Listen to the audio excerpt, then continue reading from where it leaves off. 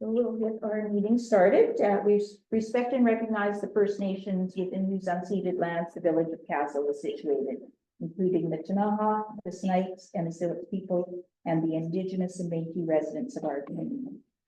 We'll call to order at 6 p.m. Can I have a motion to adopt the agenda? There's no additions. Moved by Councillor Lang, seconded by Councillor Bird. Any discussion? All those in favor? Carried. And adoption of the minutes if there are no errors or omissions. Moved by Councillor Bird, seconded by Councillor Brown. Any discussion? Did you have discussion? Yeah. Okay. To the chair, I just want to ask a question about the Front Street Park. It indicated in so it's we're adopting minutes right now. And when is that? Is it just for information? Or is it, are you talking about Front Street Park at all today? Or I can do whatever you like. I don't think I have anything specific to say on Front Street Park in my report. okay, I'll email and ask you this question. It's not that important. I just want some clarification on something. So I think at this point, for adoption of the minutes, we should just adopt the minutes as presented. But when it comes to the CAO report, I believe that if council has an item that is not addressed in the CAO's report and you want to ask the CAO to give an update on that, I think that would. Okay. yeah. Okay. I just didn't feel that adoption of the minutes. Right, I wasn't sure. Yeah. Okay. All right. Thanks. Thank you. And thank you for finding a spot to fit that in. Okay, so all those in favor? Motion is carried. We have no delegations. We have our information items, council reports. So my report has been presented and you can see in there that we've got an updated community development amount because there was the pop-up that usually comes midsummer. And then the report from CBT from the meeting I attended in July. Are there any questions on the report? And then we'll go on to Councillor Brown's item. Did you want to speak to that at all, Councillor Brown? Yes, please. Go ahead. Chair. So this past weekend, a group of 15 people, Kaslo and Area D residents, did an S100 and an S185 basic fire training suppression course. So now we have a group of 15 individuals who are trained. The course was put on by the Kaslo District Community Forest Society. And it went really, really well. There's now a talk seeing the Argenta Safety and Preparedness Society that is up in Argenta and how effective that model was and some of the lessons that they learned. We were able to kind of put into place here. And so now we're in the basic first stages of replacing some firefighting gear from the community forest that was stolen. And making sure we have all of the necessary pumps and hoses and all of the things that are needed. And the formative stages of a Kaslo volunteer firefighting brigade is kind of starting to form. So there's lots of conversations that will be happening with Search and Rescue and Kaslo Fire and BC Wildfire Service and all of the partners that are already so active in that space to see how we can best support their efforts and then perhaps even be a first response unit should there be a small manageable fire that can be dealt with really quickly. It was a phenomenal group of people and I can see that there's a lot of interest in the community to take this training. So I would look forward to the community forest partnering with the village and the RDCK to perhaps offer some of these courses on a yearly basis or bi-yearly or whatever, would be a good cadence. Because this new model for firefighting in wildfires is an exciting opportunity for community members to be able to actually be active in the efforts while also having the necessary training to be able to do so safely. So I'm really appreciative from the community forest to be able to act so quickly, and they funded the whole thing. And I'm looking forward to seeing how the rest of this plays out and forms in the future. Thank you, Councillor Brown. Are there any questions for Councillor Brown? Of the 15 residents, how many were Village of Kaslo residents and how many were Area D residents? You have a sense? I don't know the exact number, but I would guess 10 of them were from Kaslo and 5 of them were from anywhere from Ainsworth up to Shetty Bench. Perfect. Councillor Bird. Yes, through the chair. A question about firefighting equipment. Is there enough storage, do you suppose, for the amount of equipment that the community forest wants to put in one place to be used in the event of a wildfire in the WUI? That's something that we are looking at right now, and also security to make sure that once we make these investments in this, that we are sure that it's safe and that we wouldn't have anything stolen again.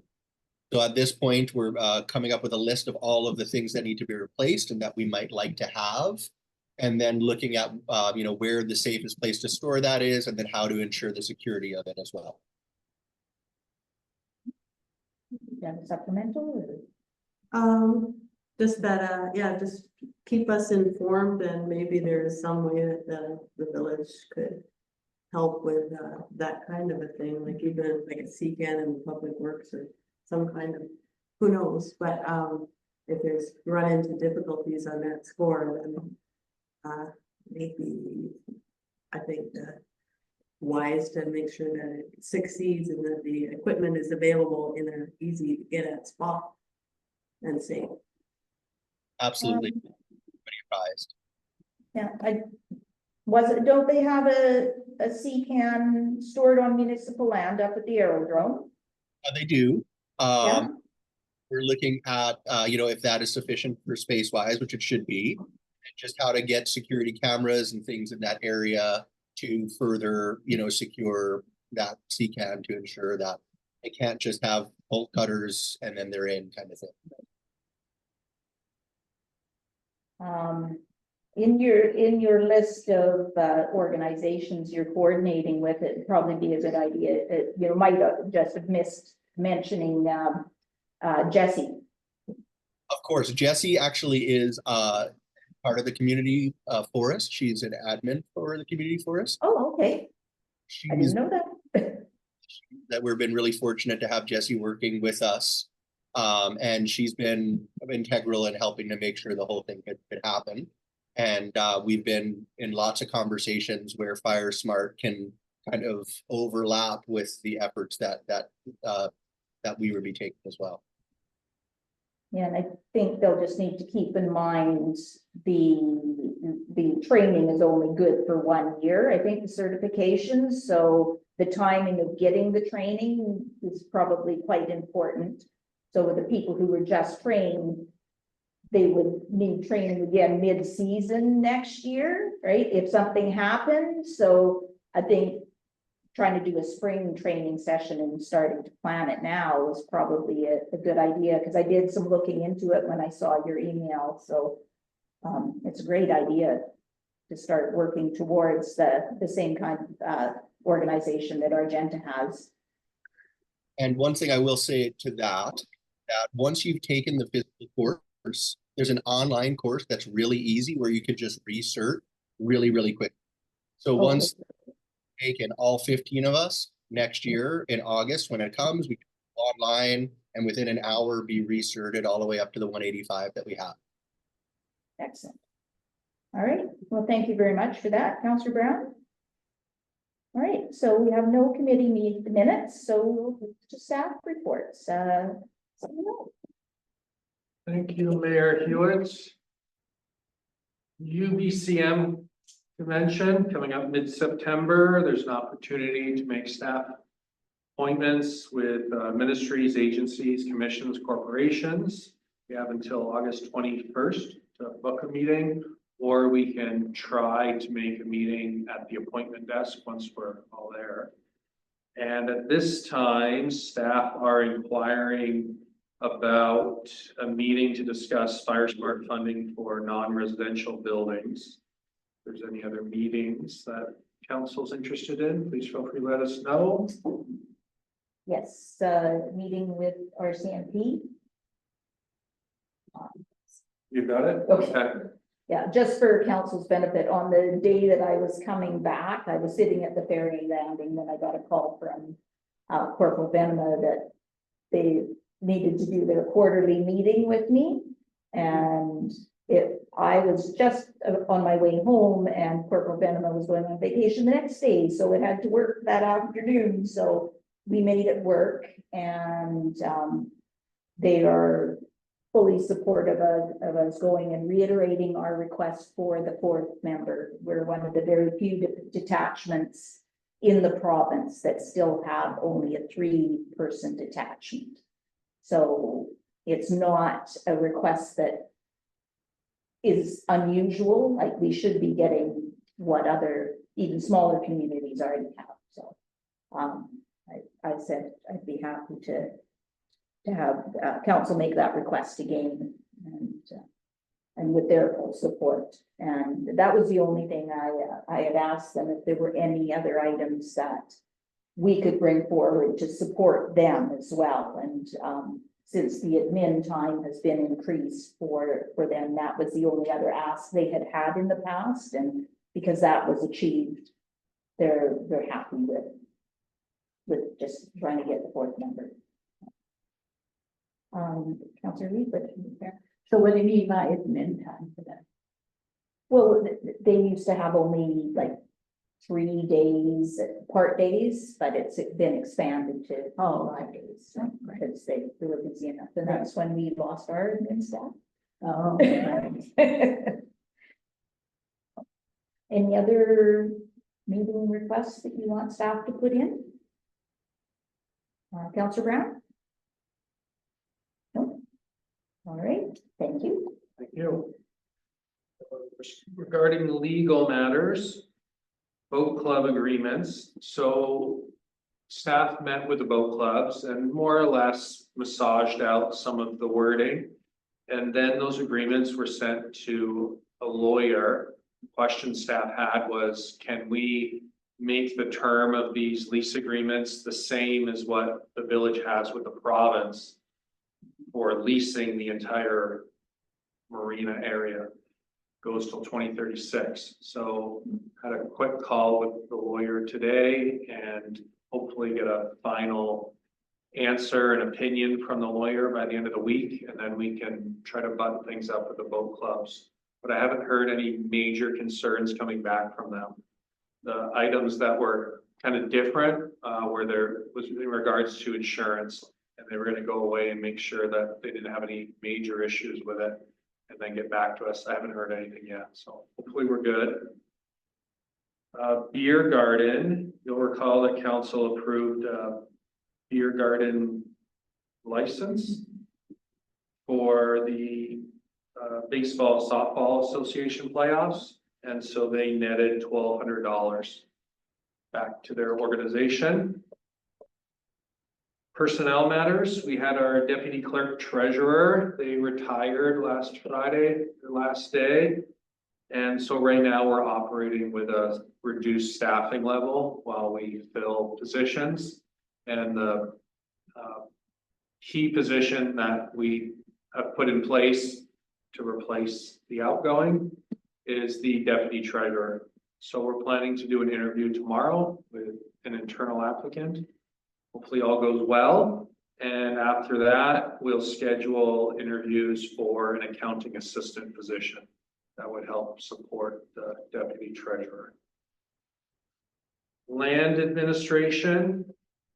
In our closed meeting, we'll get into a bit more detail on the proposed RV park. But out in the open here, it's worth mentioning that we've received an updated appraisal, so we know the value of each acre. And we've received clarification on what the proposed property boundaries would be. And staff have been chatting with a professional planner for guidance around legislation and tactics for negotiation. So those items would go in camera for us today. Haven't received all of the information that I'd like from the professional planner yet, so won't be able to really make a decision, but almost there. Engineering and Public Works, you might recall that we've had a number of complaints about traffic safety. It started around Bimmy Park, folks were concerned. Kids coming out of alleyways or vehicles out of the alleyway, and we've also received complaints in other parts of Lower Kaslo with the speed of traffic. So a couple of months ago, staff reached out to ICBC to see what our options were. They said there's a funding program available.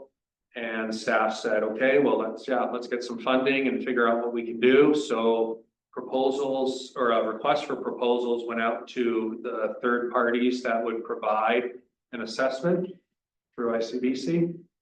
We got that information back, and you'll receive a staff report at the next council meeting seeking award of that contract and proceeding with the work. So we would take a look at traffic signs and road markings, and they'll tell us what we should do to bring ourselves up to speed with standards, down speed. Well said. Parks Administration, the Baseball Softball Association received a draft agreement from the village in a couple of weeks. So we're just waiting for a signed copy to come back from them. And then we'll be chatting with our campground operator to arrange payment for the janitorial services that they provide during the season. The public dock, we've received some complaints about boats that are mooring to the public dock longer than 48 hours, nothing new. Staff, when we hear about it, we'll go down there and put notices on the boats. And just given the number of complaints we've received, wanted to make sure council knows we don't actively monitor the dock. We go down there as needed, but continue to receive complaints from folks. Planning and development. There's a regional growth management plan that's being developed by the regional district. They receive funding through UBCM Complete Communities. And the village has been invited to participate. The project actually builds upon the regional housing needs assessment that's being performed and the housing action plan. So staff will be participating in meetings, and then we'll report back to council when there's something interesting to update you on. Protective services, forest fires. So this update is as of last Thursday, so it might be a little outdated now. There were 2 states of local emergency in the regional district, including the Argenta complex fire. Within the regional district, there was 8 evacuation orders. 912 properties were affected. There were 5 alerts, and that affected 453 properties. And throughout all of those events, Kaslo was a host community for evacuees. And according to emergency services, there were 138 folks that came and registered through Kaslo. And we put it into comparison, there was 145 that went to Castlegar, and that they had the greatest number. So Kaslo was right behind them with quite a large number of the evacuees.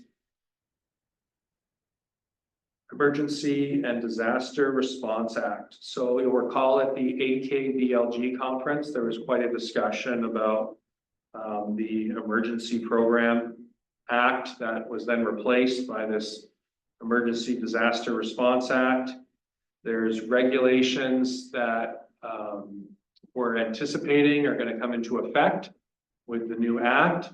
We need those regulations in place so that we can have discussions with the regional district about what this kind of joint services agreement would look like. And then the village can figure out what do we need to do above and beyond what the regional district is doing in order to ensure our community is prepared. So we're waiting on those regs, and when they come out, I'll come back to council and give you more information about what we need to do. And that is it for my CAO report. Thank you, Mayor. Councillor Baker, any questions? Councillor Litwood. To the chair.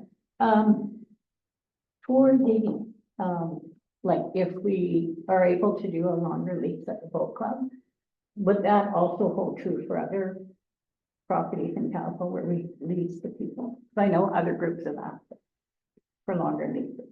When I receive word back from the lawyer on these boat club leases, I will ask the question about how they might apply to our other facilities. And the planning project with the regional district, does that require the village to put money into it? Not, We did just put money into the housing. not that I'm aware of. And one, just one more Yeah, question. go ahead. If, when we do get to the point of talking about, preparedness for Kaslo, we should contact Deb Bortso, who is a resident of Argenta, but she's also on the provincial preparedness, with the board or whatever it is. Anyway, she would probably give us some really good insight into, you know, what communities need to do. Okay. And regarding the emergency response, that is actually on the agenda for Thursday, and it's fully funded by the grant, I believe. Okay, great. Yeah, it'd be interesting to see how they're going to include smaller communities and, because some of it, I think is going to be should be based on local knowledge. Right. So, yeah, it'll be interesting to see how that one plays out. All right, and you had another question. Now is the time to ask that. I was reading the minutes and it was talking about Front Street Park and the contract that we just awarded. And then there was, reporting in the Family Voice about possibly the money would come from community work.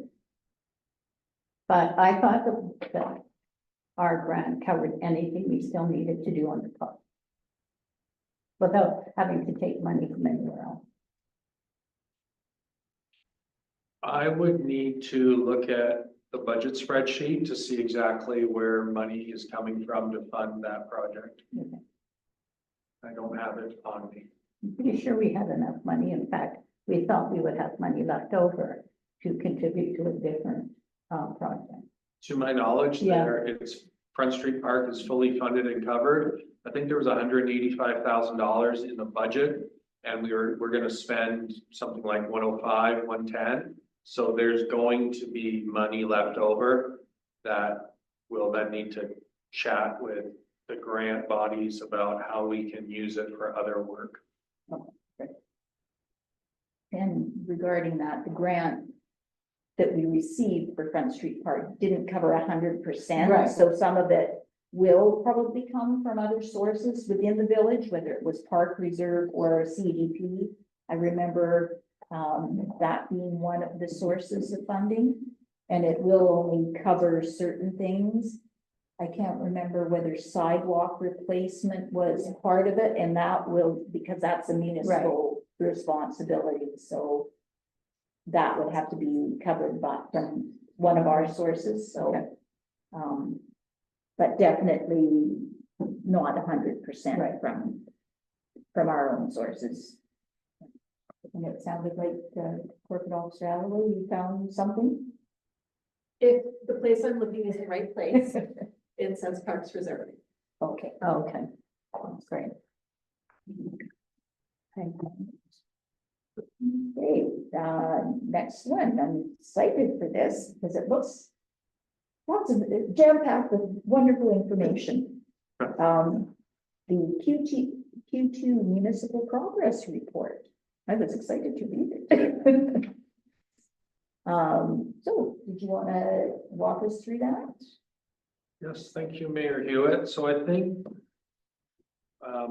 since this is the first quarterly report that I've provided to council, your feedback on the format and what you'd like included is certainly welcome. What I've included in this report is some information on building permits and development permits that have been issued, since I know that that's come up on occasion at council meetings. And it might make sense that every quarter, staff provide you with this kind of an update that's on page 5 of that report. Just interrupt you for a moment. Do you have that in front of you, Councillor Brown, or would you like the corporate officer to share the report with on the screen?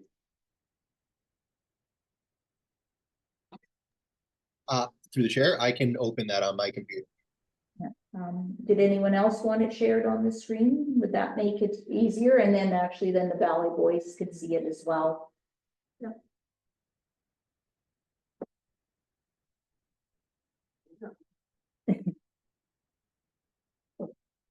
Apologies. Good idea.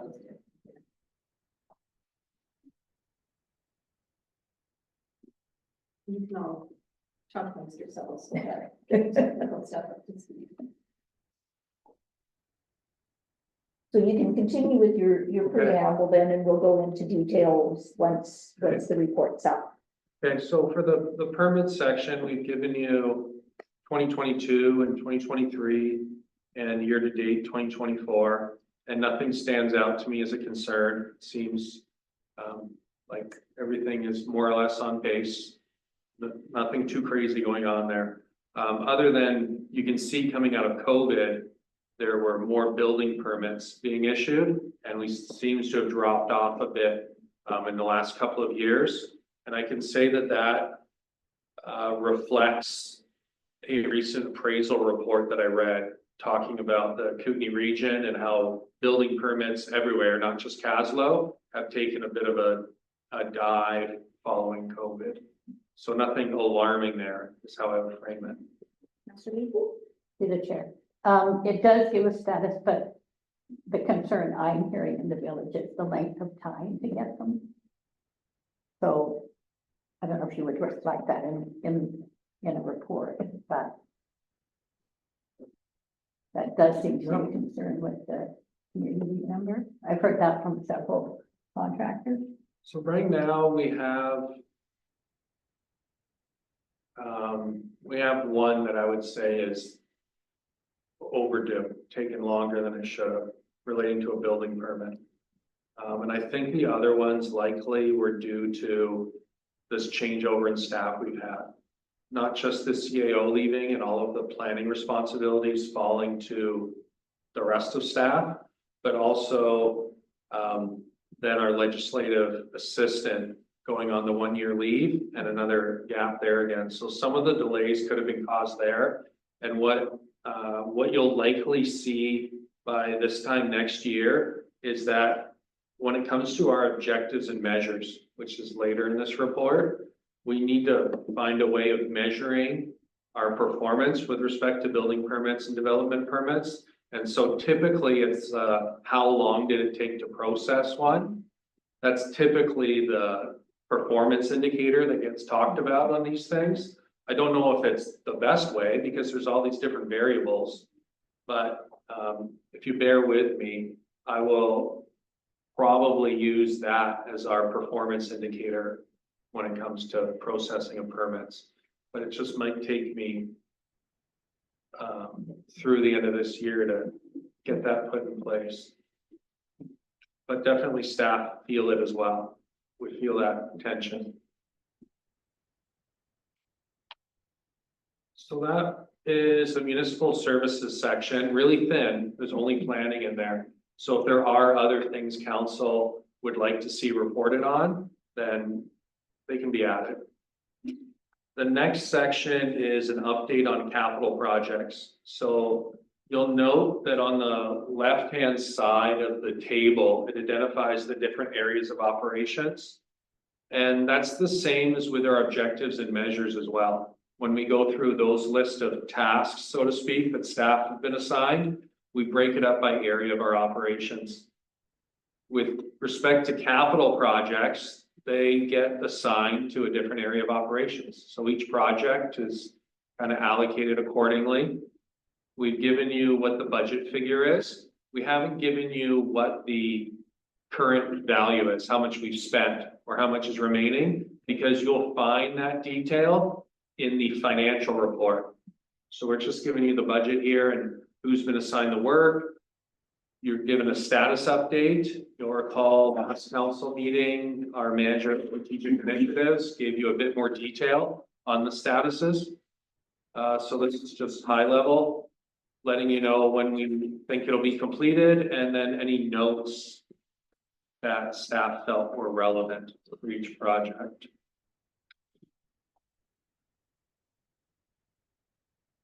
Were there any questions about specific capital projects that you'd like me to answer?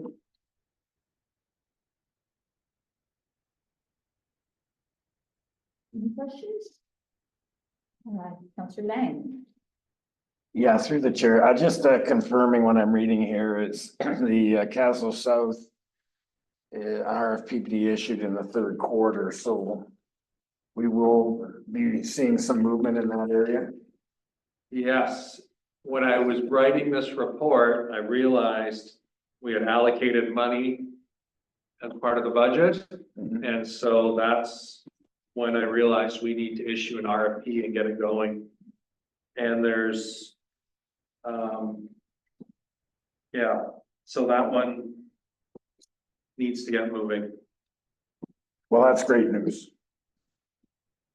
Long awaited.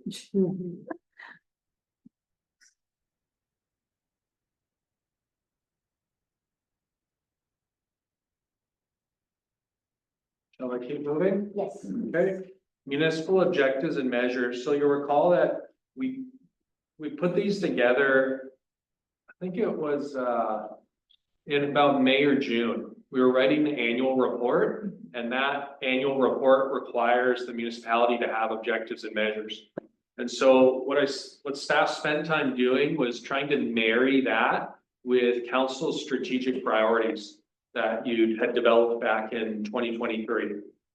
So every one of the council's strategic priorities that were allocated to 2023 and not completed, 2024 or 2025 is in this list.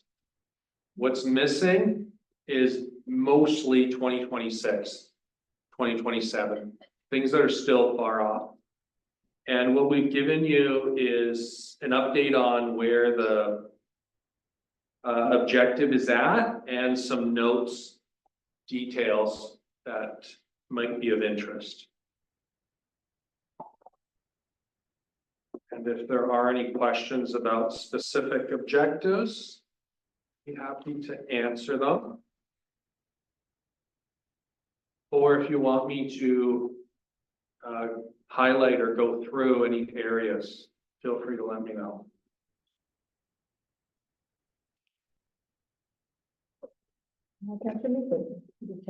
The develop an annual reporting system, is that for council or for the public? Where would I find That's that? under, at the bottom of administration. That section.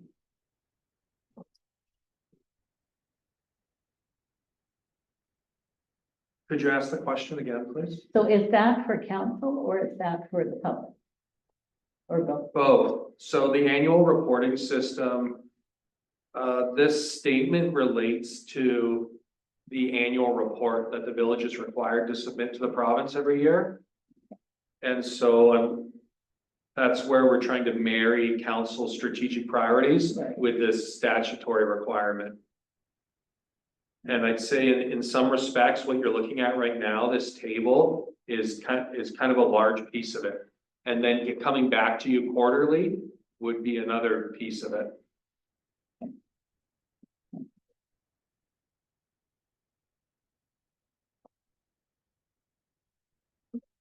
It's more of a comment on it. It's again in administration, and it's the last one on page 10.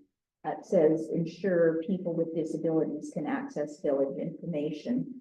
I don't know whether we want to just single out people with disabilities, because we've got in our deal to get everybody engaging online, we're still missing out on a segment of the population who does not do online. There's seniors who do not have computers and don't have email, and so we just don't want to leave them behind. So you're trying to engage one segment of the population while leaving out another, and I just don't want to forget the seniors in that. And there could be some low income people who also don't have the capability to have the electronic access that others do. So just to ensure that everyone has access, granted, it's different for people with disabilities. It's more of a mobility issue, but with other people, there's other challenges too and barriers to accessing information. Can I offer some comment on that one? Yeah. Thank you. So I believe the where that objective came from was a little backwards.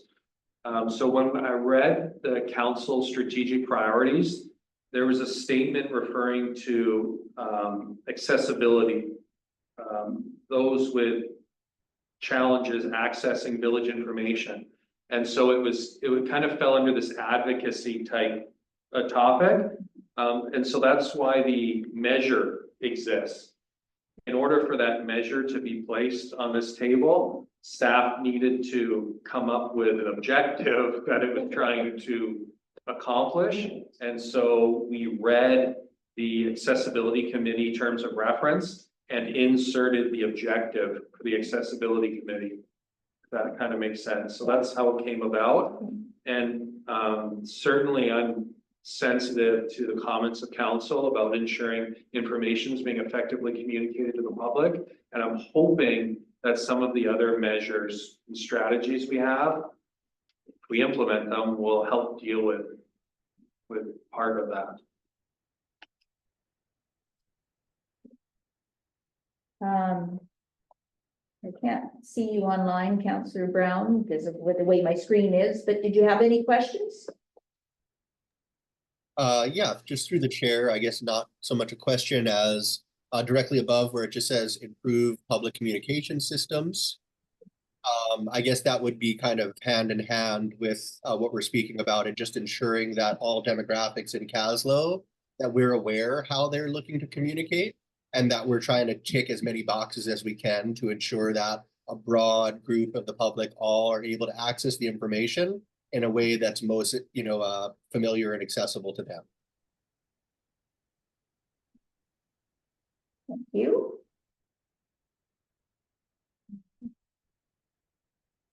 Maybe I'll even add further to council's comments. If you looked at the finance section, page 14, there's an objective to improve communication regarding financial information between staff and council and the public. And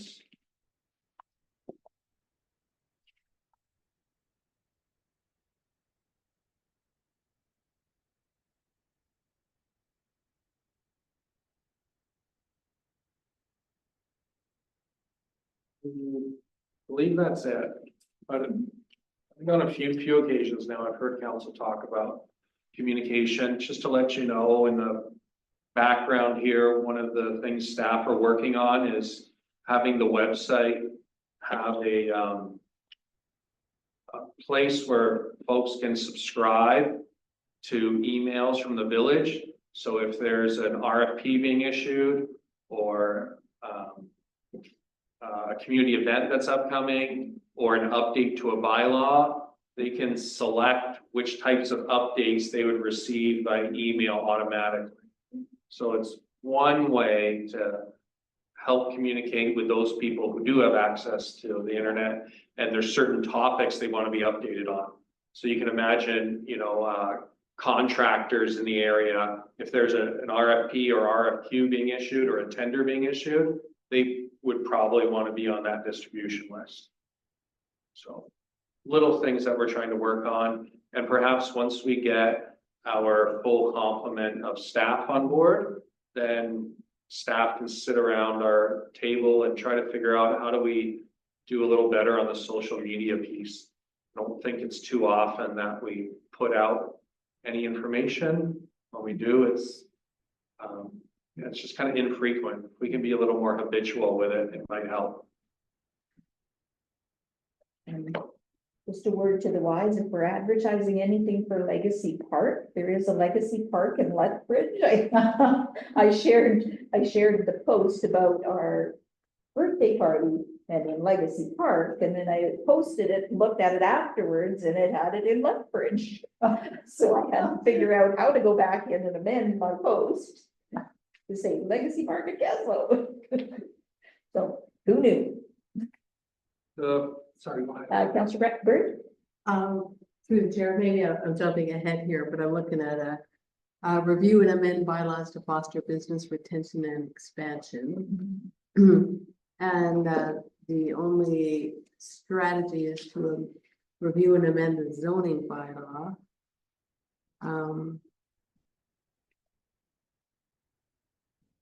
I know, I'm not sure if that's, Which one do you want, Councillor Bird? 17. yeah, I'm on 17 at the top. Am I jumping ahead? I could wait on this. No, no, But, that's fine. And then you've got status as 50% completed, but I don't think that, I don't feel like that has come back to us as, you know, for our comment. That we're amending the zoning bylaws, and that is that really the only strategy or measure that we would like in response to this objective that we did have, which is the review and amend bylaws to foster business retention and expansion. I'm not sure that I'm seeing that what's following that in that same line does enough for me to respond to the objective. But I'm just open to hearing what you want to say about that. I would agree with your comment. That doesn't seem to fit. The measure of amending the zoning bylaw doesn't quite seem to fit with business retention and expansion. The objective came straight out of council's strategic priorities. And as for 2023, and then it looks like a 2024. I'm guessing that in the notes, so the amend bylaws to foster business retention expansion, that statement would have been on the left-hand side of a table, and on the far right-hand side would have been notes that would have been prepared by the previous authors of that strategic priorities report. And they would have identified zoning bylaw as one of the things that are a part of it. And I'm sure there's others. They just haven't been assigned or tasked to this year's objectives and measures. So perhaps when we review this document before the end of the year and prepare for 2025, might make sense to put something better there or update it. Supplemental? If the status says 50% completed, so that would be, okay. This is, take that with a grain of salt. Well, so the work for amending the zoning bylaw was given to a planning contractor. And there was certain work that had to be done by the end of June in order to help meet these housing requirements.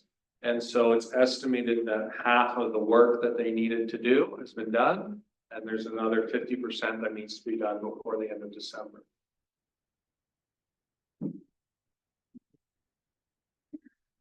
Councillor Beaton? To the chair.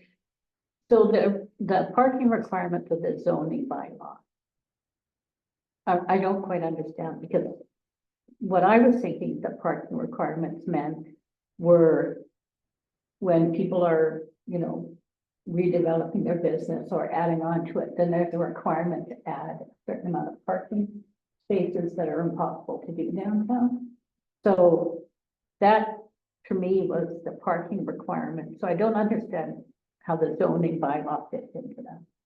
I believe it had something to do with residential, how you have to have parking at the front of your house, but or not allowed parking on the street. You have to have it on your property. And so we need to figure out the zoning bylaws where it told us who can and can't park in front of their house. Can you park on your property in a carport or a garage? Okay, that's that part, but. So the parking requirements are in the zoning bylaw and not anywhere else. They have been amended for the residential areas as required. There were some requirements set by the province, and so those amendments have happened. And those have been approved by council, so I think you all know about that. But the larger question about taking a look at the business zone, the commercial zone parking requirements, and also the general piece about whether or not parking.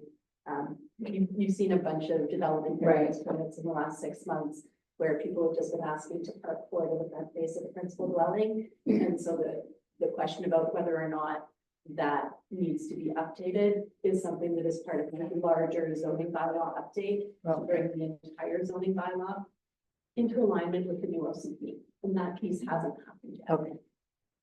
Okay.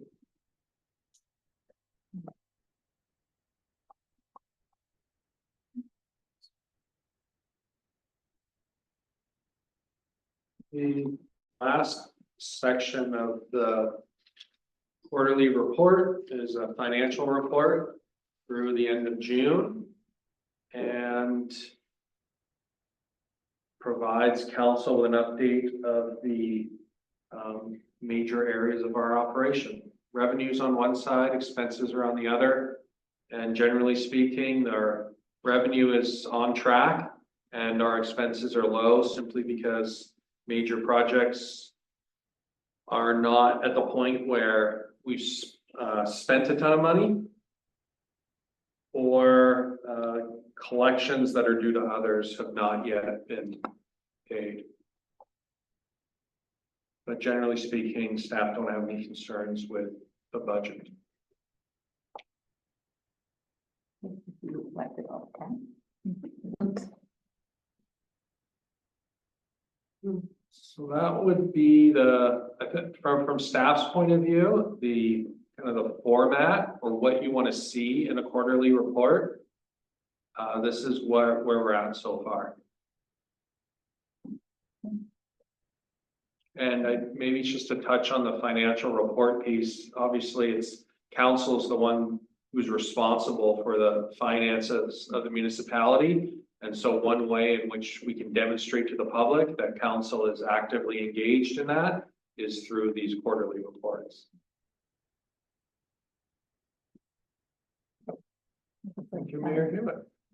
I really like that. And are there items that council members see that they would like included in the report that, or do you want to just sit with it and talk about it at, maybe there's strat planning and before the next one is due, give you plenty of time to think about it and what you think the public might want to see as well in that.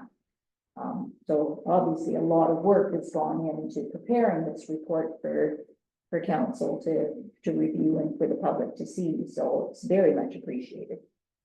I did have one question though I forgot to ask. It's a minor thing on bottom of page 21 under recreation and cultural services. So those two items that support community events and foster community spirit are both assigned to the corporate officer and in conjunction with council, members of council or the committee. So it would be nice to have that reflected because, yeah. You guys do a bunch of work on Yeah.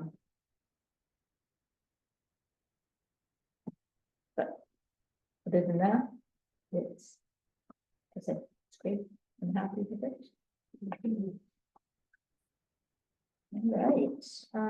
So next one is our local government climate action report. Looks like it was a fun one.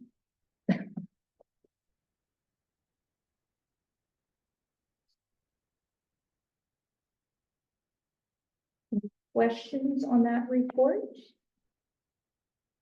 And that's just a mandatory reporting out to the province on how we spent our monies. And is it well, obviously a condition of continuing to receive the funding, or? I believe that because we're such a small community, we fall below the threshold for mandatory reporting, but we had done it in the past, and because there had been a bunch of initiatives that had started to gather that information on a regional basis, and the village had participated, we have a lot of the systems in place. So there have been some changes to the provincial framework for it, so we do it on a voluntary basis. They give us feedback and we keep track of it, and we're to put it on the website for public consumption, but it comes to council first for your review before it goes out onto the website for the public to look at. Any comments or questions on that report? No. Thank you.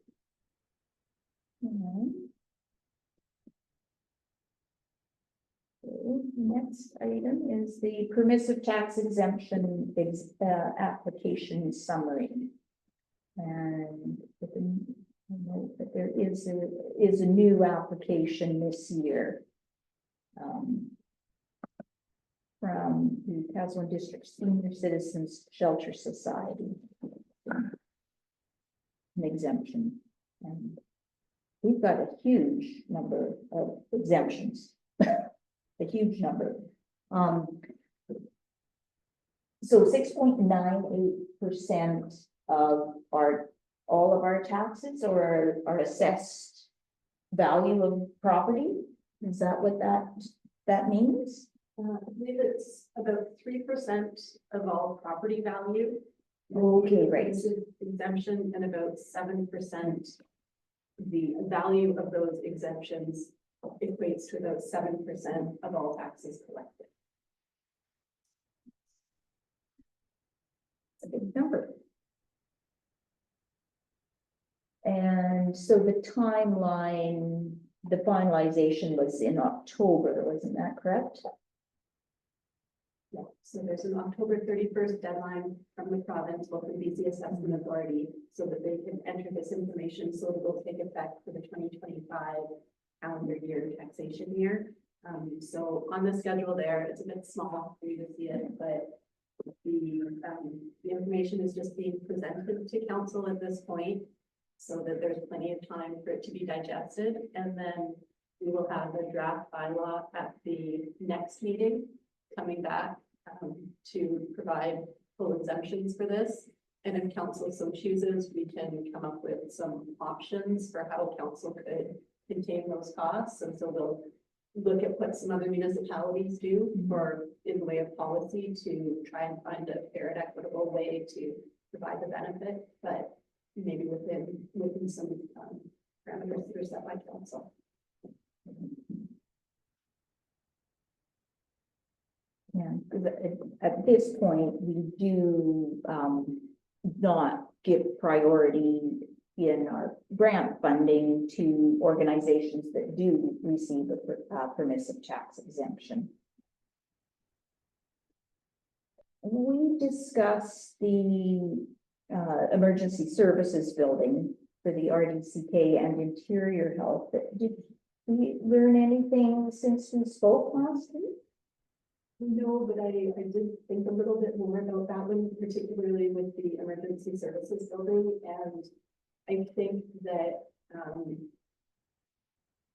we need to be aware of the fact that if we start, for example, taxing that, we could be, other jurisdictions could say, well, we're going to require you to contribute to the EOC or, right, like, it's a little bit tricky. So I will try to touch on that in my staff report for the bylaw, because I think that one is probably best left as is. But it was an interesting, yeah. There's more there. Councillor Leakley. After the chair of the hospice society, they're in the Campbell Center, right? Didn't we make a resolution to pay the taxes for the Campbell Center? Did that include the hospice? Tricky question. In the past, all of the Kemble tenants have received a tax bill with a couple of exceptions. So obviously the archives doesn't, and as a result of this, the hospice will. Oh, However, because of the ongoing project at the Kemble for the last couple of years, council has chosen to exempt all Kemble properties from taxation, and the village has covered those taxes. So I think that the thinking is that once the Kemble renovations are complete, then individual tenants, if they don't receive a permissive tax exemption, would get a tax bill every July, every June.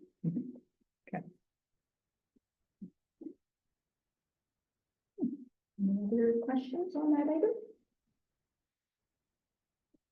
Okay. So that brings us to correspondence. So there are several items of correspondence. Are there any that council would like to have a discussion on? Okay, Councillor Lang. 546 Joe Bradley. 546, and that was fun. Okay, and 544 for myself. Councillor Brown, did you have any that you would like to have further discussion on? It was just 546, same thing. Councillor Bird? No? All right, so 546 gets it. Go ahead. Yeah. Through the chair, I'm having a strong sense of deja vu here. I don't know how many years this issue has come up consecutively. And talking to somebody who lives close to the ball field and walks their dog around the skate park, apparently the smell after Jazz Fest is just about overwhelming. An inquiry to City Hall was made, and according to them, they were told that the responsibility for placing porta potties around the skate park rests solely with the campground attendants. I don't think this is an acceptable situation. I think we have to relieve her of that responsibility and take responsibility ourselves for making sure that there's adequate porta potties. Because the people that are camping at the far end of the park, down around the skate park and that, are simply not making the trek over to the campground to use the washrooms. They're just going in the bushes. So I'd like to see a recommendation or something to a staff report, or at least we take responsibility for placing the porta potties there, having them emptied and cleaned. And obviously there's additional revenues being generated by having people camping all along that strip there. So I think some of the responsibility should go to the campground attendant, but I don't think we can just leave it to her discretion to decide, you know, where the porta potties go and how many go where. So it's my comment. Councillor Leawood. I agree with somewhat what you're saying. That there is no extra revenue from the people that are camping beyond the gate. They're camping legally. And I believe they are the ones that are not making the trek down to the public washroom. The campground operator did count out how many people count this year with 344 between the logger sport, the park, and the campground. She's been doing Jazz Fest for 18 years, and if she feels we need a porta potty, I think she is a good person to make that determination. Her role is to ensure the people that are paying are covered, and they are more than covered. I mean, I worked at the campground for 10 years now with Trish doing Jazz Fest, and there's never complaints about the facilities. The only comment is how clean they are. Now, I do think people are using the beach as a washroom, but it's the people that are illegally camping. So I agree. I don't think it's the campground attendant's responsibility. I think that's the village. And if we decide to put a porta potty there, we should refer this to budget. But the cost is fairly high because the pumping is really expensive. It has to come from Salmo. So we'd probably be looking at about $2,500 for the weekend. For one porta potty. So I think we should refer it to budget, but I don't think there should be a responsibility to town council. And Councillor Brown. The chair. If there is an issue with illegal campers and they are a majority of the people that we're hearing complaints about, is there a way that we can address the illegal camping as opposed to, or not as opposed to, but if we're looking at putting porta potties there to accommodate people who are illegally camping, is that really dealing with the issue? Or are we accommodating to people who are operating outside of the system already? That would just be something that immediately comes to my mind is, you know, if the issues seem to be around people who are illegally camping there, are there spaces we can provide that will make it so they can legally camp? Or if they can't, then are we able to enforce, you know, ensuring people aren't camping there during that period so that we don't have the issues that we're having now?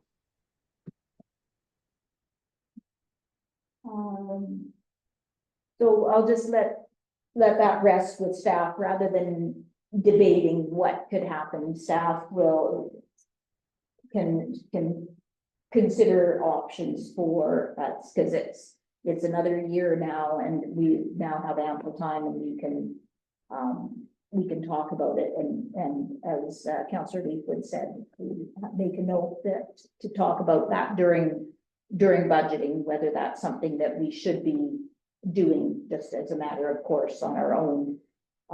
I had somebody ask me about the smell, but where my mind left is we've had problems before with busy weekends with the treatment plant because it's overwhelmed during the day and it isn't getting fed at night. So that's sort of where my mind went because you're not, I mean, I don't think there's going to be enough people, honestly. There'd be a lot of people that are doing their business on the streets or on the beach for it to be smelt. My automatic thought, like I said, was to the sewer treatment plant and whether something needs to be done. It's a larger fix than paying $2,500 for a weekend of porta potty pumping. But, you know, we need to get the plant happy is what I thought. And because that has happened in prior years. So for it to be that obvious a smell to numerous people. It was bad. Yeah. So that's a larger issue. Yeah. All right. And mine was 544 for the Fire Safety Act. I just generally having some concerns with that because we just switched from having somebody come from the coast and do our inspections, and they were very inadequate as tenant in a building that was inspected year over year. I know how inadequate they were, and I know some businesses maybe weren't happy with the level of inspection that happened last year because it was a very thorough inspection. And when you think about the reason for the inspections, it's for the safety of residents and property owners. So my concern is with this change, and there was special language in there regarding regional districts. And last year we had ours done by a regional district representative.